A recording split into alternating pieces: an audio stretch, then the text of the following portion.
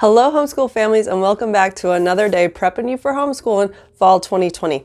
We are going to be talking today about a big issue that is always talked about with homeschooling, and it may have been a big hurdle for people to get started homeschooling, and it's socialization.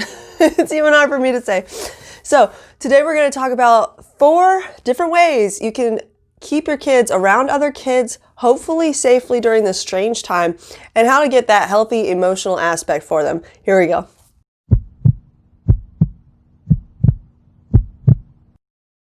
The first way that most homeschoolers get around other kids and interact and have activities is through co-ops.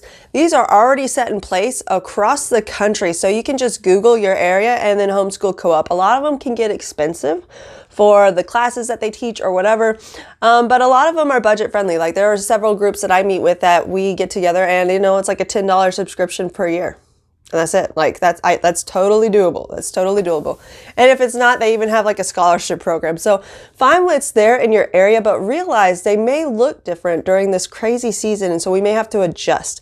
So if it hasn't already put in place, if the co-ops aren't working, virtual co-ops and things like this where kids can interact online, maybe that's something that we could get started in your area, because this is a big need. This is a big need and this is a different season, and we can adapt though.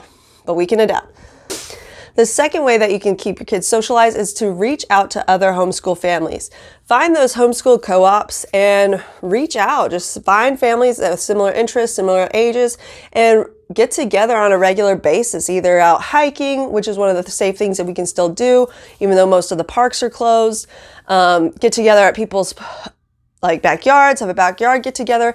There are so many things that y'all can still do safely while social distancing, but the kids get that interactions they desperately need. And so just find some other families, similar ages, similar life goals, similar homeschool goals, and make a pact, make a pact that you guys will do this for your children and remain safe doing it. Third thing that you can do to help your kids socialize is join clubs. I know that a lot of clubs are still going on and they're taking the proper precautions that they need to during this season, but they're still meeting and they're still doing these fun activities with the kids. So hands-on sports may not be what's the deal to this semester, but finding these other clubs where social distancing is appropriate.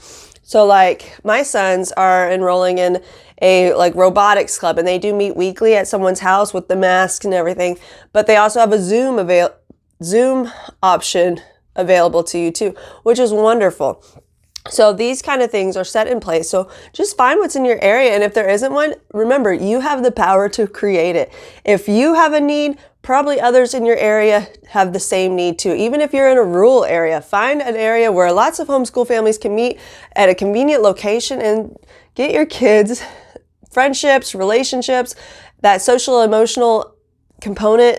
That is so important, and it's something that can't be neglected, even though we're all isolate and we all do these things. Even if virtual, it's the way we have to do it, and virtual, it's the way we have to do it. I'm sorry. Last thing is these homeschool pods.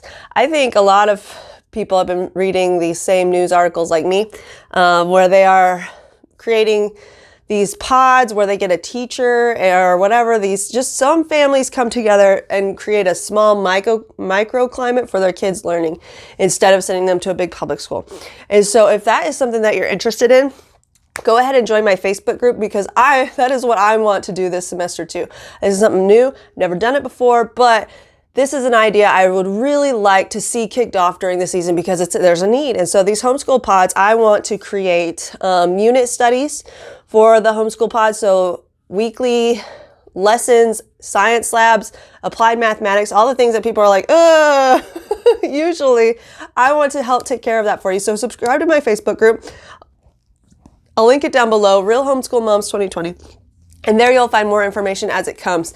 This isn't already set in place. This is something that I'm planning to launch in September. So be on the lookout for that, because these homeschool pods, I think, are a great idea to get kids together, to get kids learning, to get kids doing group work like they would in school, and also just to build those relationships over week by week by week, because that is such an important component of their learning. We got this, and I'll see you guys on Thursday. Bye.